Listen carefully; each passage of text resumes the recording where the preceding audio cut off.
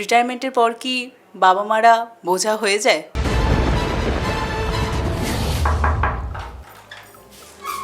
আরে আপনারা এসে গেছেন, আসুন আসুন ভেতরে আসুন, পরিচয় করেন। উনি হচ্ছেন আমাদের বড় বাবু। আমি এই বাড়ির বড় বাবু, অঞ্জন বসু, বসু পরিবারের কর্তা।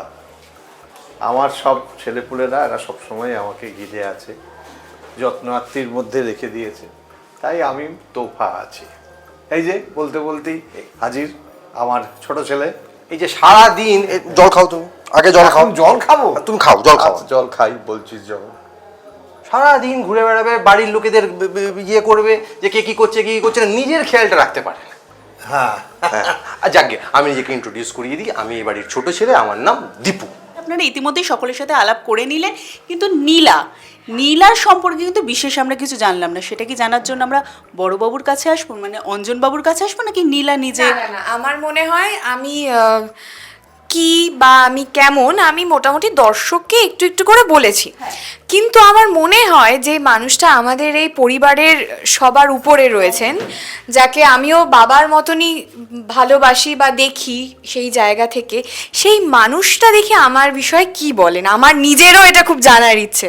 এখনো পর্যন্ত নীলাকে আমি অতটা পছন্দ করি না, কিন্তু ওর যে দায়িত্ববোধ দেখছি, যখন দেখছি সংসারের প্রতি অসম্ভব দায়িত্বশীল, বিভিন্ন রকম কাজ করে, তখন আড়ালে আড়ালে মনে মনে একটু ভালো লাগছে।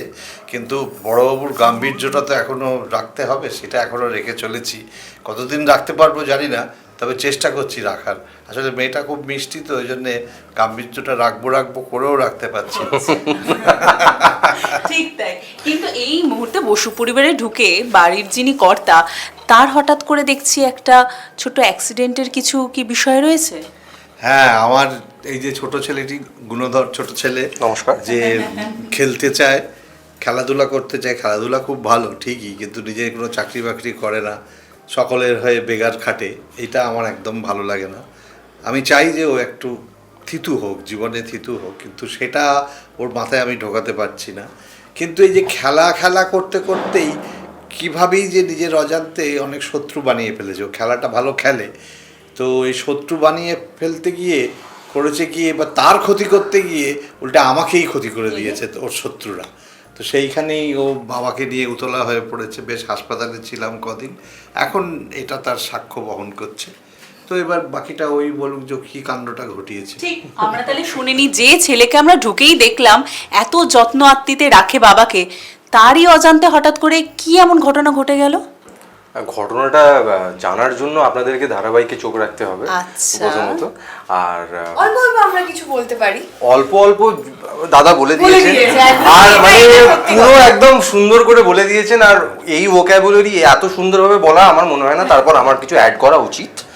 দীপুকে সরিয়ে যদি আমি সৌরজিতের কথাটাও বলি এখানে, তা it's a huge learning experience first of all এনার সঙ্গে কাজ করা আর এনার সঙ্গে স্ক্রিন শেয়ার করা। তো I am really blessed and honoured. আর তার উপরে নীলা, আমাদের যত চরিত্র আছেন এখানে সবার সাথেই কাজ করতে পারছি, সকলকেই তো আমি টিভিতে দেখে বড় হয়েছি।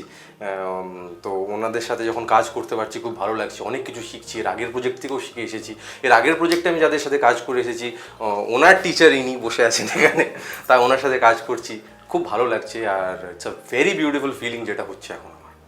আচ্ছা, এই সূত্রে কি আরেকটা জিনিস আমি যেটা শুনলাম, সেটা হচ্ছে যে সকলের সাথে কাজ করেও সত্যি খুব খুশি বললো, সকলকে আমি ছোটবেলা থেকে টিভিতে দেখে এসেছি। না, আমি এই বিষয়ে কিছু না বলতে না, চাই একে বাদ, এই 10 বছর তোর হয়ে গেছে ইন্ডাস্ট্রিতে, বয়সে ছোট কিন্তু এই 10 বছর হয়ে গেছে ইন্ডাস্ট্রিতে, বাই দ্য ওয়ে। হ্যাঁ, ঠিক আছে, তাই তখন তুই ছোট ছিলিস না, তখন তুই আমাকে দেখেছিস, মানে এইটা একটা পয়েন্ট হয়তো আমাকে আগে হয়তো মুখ দেখেছে। আমি ছোট ছিলাম, আমি যখন ছোট ছিলাম দেখেছি।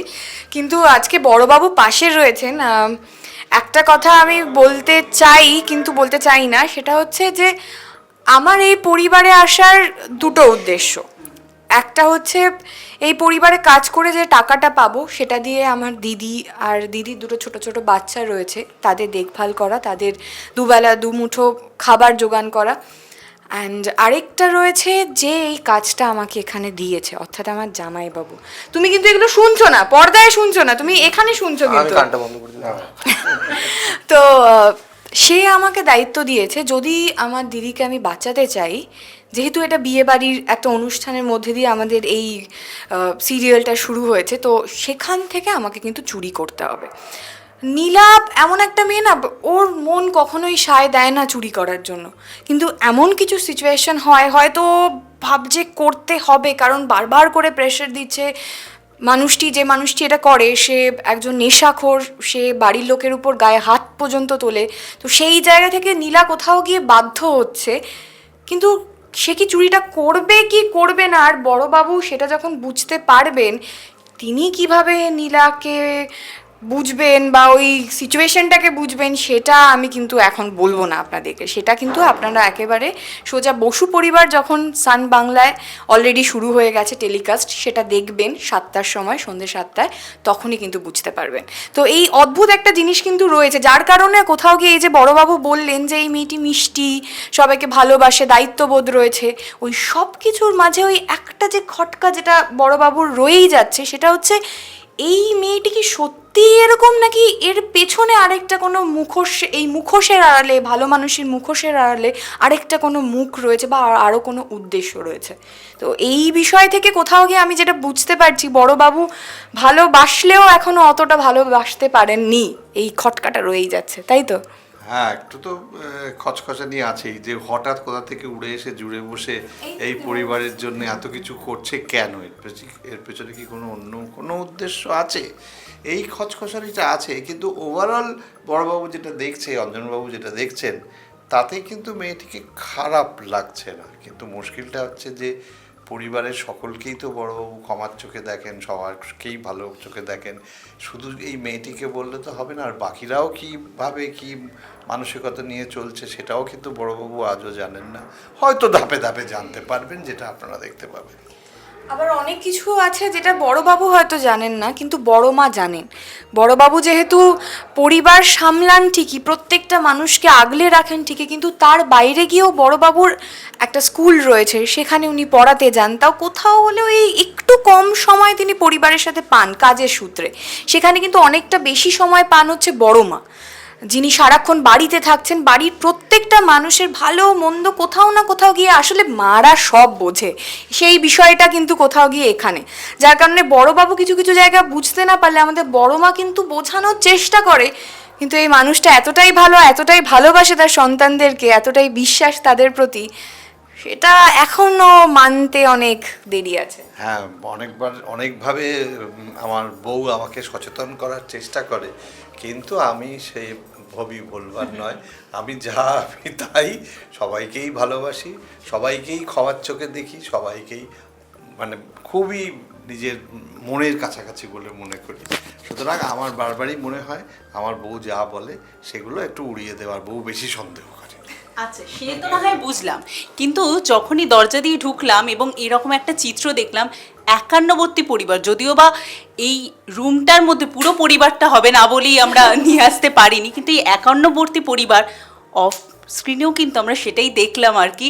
শ্রীমা যখন ঢুকলো, অরিন্দম বাবুকে যে সুন্দরভাবে একটা আলিঙ্গন দিল স্নেহের, সেটা আমার সত্যিই পাওনা, কারণ মাঝে মাঝেই হয় যখন আমাদের দাদা থাকেন না, আমার সিন থাকে, তো সেই দিনগুলো আমি ভীষণ রকম মিস করি, কারণ এই যে একটা পজিটিভ যে ভালোবাসার যে এক্সচেঞ্জ, মানে এই যে আদান প্রদান, এই আলিঙ্গনটা, বা এই যে কটা দিন আমাদের দেখা হয়নি, তার মাঝখানে এমন একটা কথা দাদা আমাকে বললেন যে যে হ্যাঁ, সব আপডেট কিন্তু মানুষটার কাছে আছে, মানে মানুষটা এই কাজের বাইরে গিয়েও কিন্তু আমার খোঁজ খবর রাখেন, জানেন যে আমার জীবনে কি চলছে না চলছে।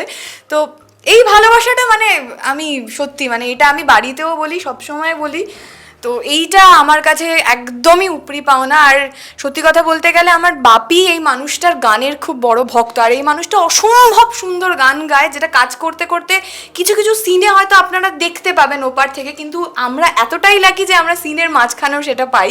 তো এইটা হচ্ছে একটা আলাদা করে পাওনা, মানে যেটা আমি বলতে পারবো না। ও তো বলেছে যে কত ভালো মানুষ, কত মজা করে কাজ হয়, বাট এইটা হচ্ছে এক্সট্রা ওই ক্রিসমাসের স্পেশাল গিফট যা হয় সান্তা দেয়, একদমই তাই, একদমই তাই, একদমই তাই। না, ওরা একটু একদম বাড়িয়ে বলছি না, এই যেটা বলতে যাবে আমি সেটাই বলছি, একদম বাড়িয়ে বলছি না, সত্যি কথা বলছি। ওরা খুব ভালোবাসে, তাই হয়তো একটু অতিরঞ্জনও হচ্ছে।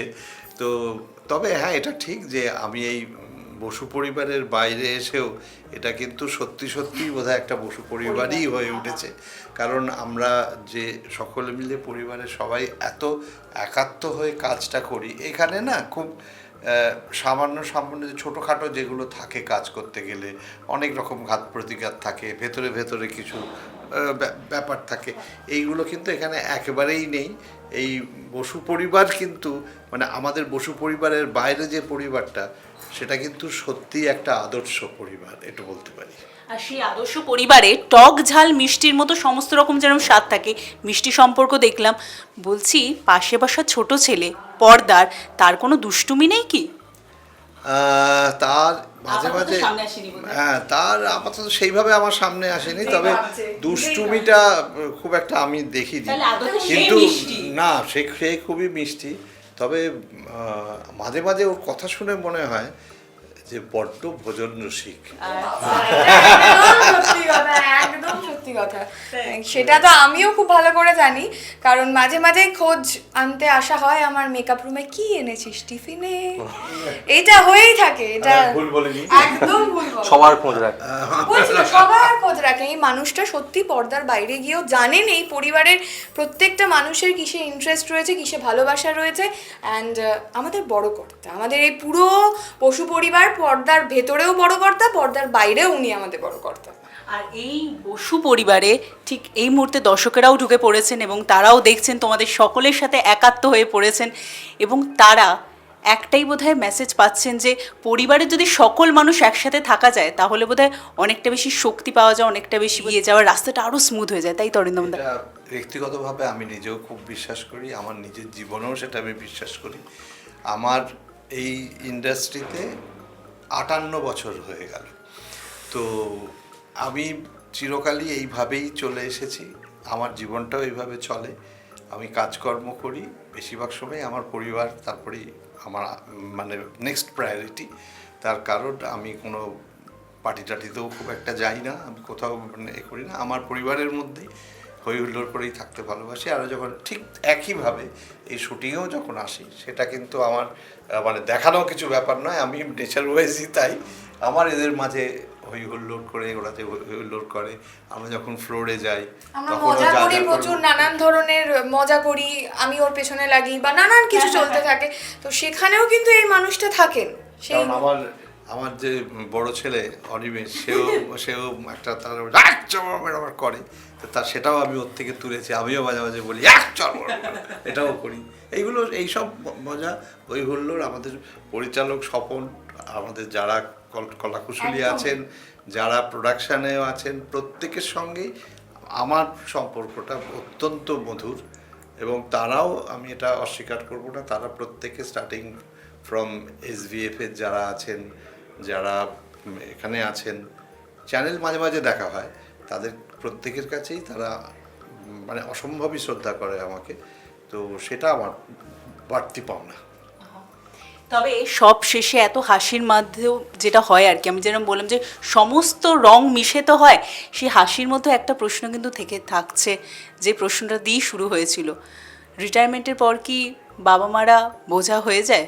সেই প্রশ্নের উত্তর তাহলে কি বসু পরিবার দিতে চলেছে? হ্যাঁ, এটা বসু পরিবার দিতে চলেছে। এটা এই উত্তরটা পাওয়ার জন্যে কিন্তু সান বাংলায় প্রতিদিন সন্ধ্যে 7টায় বসু পরিবার দেখতেই হবে, যদি এই উত্তরটা পেতে চাই। এবং আমরাও চাই যে এই বসু পরিবার সমস্ত দর্শক দেখুন, মন দিয়ে দেখুন, হয়তো আপনাদের জীবনেও সেটা কাজে লেগে যেতে পারে। ঠিক তাই। কি বলবে? তোমরাও রয়েছো, তোমাদের পরিবারের সকলকে আমন্ত্রণ জানিয়েছো, প্রত্যেকে তাদের সাক্ষী হয়েছে, তাদের জন্য কি বলতে চাইবে? দর্শকদের একটাই কথা বলবো যে দেখুন সন্ধ্যে 7টায় সান বাংলায় আমাদের সিরিয়াল বসু পরিবার। খুব ভালো একটা গল্প, একটা খুব ভালো মিষ্টি গল্প। আর মানে ডে টু ডে লাইফের মধ্যেও আপনি কিন্তু এটা রেলেভেন্ট। মানে যখন আমি সিনগুলো দেখছি এখন, যে যখন মেয়ে বায়না করছে গাড়ির জন্য, বাবা নিজের PF পর্যন্ত তুলে দিচ্ছে নিজের গাড়ির জন্য, মানে PF-টাও বার করে দিয়ে দিচ্ছে যে হ্যাঁ ভাই তুমি গাড়ি কিনে নাও। তো এই যে স্যাক্রিফাইসেসগুলো হয়, যেগুলো বাবারা করে থাকে, মারাও করে থাকে, তো সেগুলো তো আমরা মানে টেকেন ফর গ্র্যান্টেড নিই নি, সেগুলো তো একদমই নেওয়া উচিত না, তাই না? তা এইগুলো যখন আপনি দেখবেন তখন রিয়েলাইজ করবেন, একটা সেলফ রিয়েলাইজেশনের একটা জার্নি আছে এই সিরিয়ালে। আমার মনে হয় সেটা তাই জন্য সকলকে দেখা উচিত, ইউথকে দেখা উচিত। আর তার সাথে এই সিরিয়ালটা খুব মজা, কমেডি আছে। আমি শুধু এইটুকু বলতে চাই যে আমরা তো মেগা সিরিয়াল দেখি এন্টারটেনমেন্টের জন্যে, কিন্তু এখানে এই উপরোক্তি যে পাওনাটা রয়েছে সেটা হচ্ছে বাবা মার প্রতি যে ভালোবাসার যে দায়িত্ববোধ, যেটা আমাদের সবার মধ্যে নিজে থেকে থাকা উচিত, বা এই বাবা মার ছোট ছোট স্যাক্রিফাইসগুলো যেগুলো হয়তো আমরা দেখেও অনেক সময় দেখি না, এগুলো কিন্তু প্রত্যেকবার এই যে আমাদের বসু পরিবার আপনাদেরকে আন্ডারলাইন করে দেখিয়ে দেবে। আপনারা নিজেরাও বুঝতে পারবেন দিনে প্রত্যেক দিন বাবা মা আপনাদের জন্য কত কিছু করে। হয়তো কখনো আমরা তাদেরকে জড়িয়ে ধরে ভালোবাসি বা থ্যাংক ইউ সেটা জানাই না। আমার মনে হয় এই গল্পটা আপনাদের যেমন এন্টারটেনমেন্ট দেবে, কিছু হয়তো সোশ্যাল মেসেজও দেবে, যেটা হয়তো আপনারা ভালোভাবে নেবেন, আপনাদের ভালো লাগবে।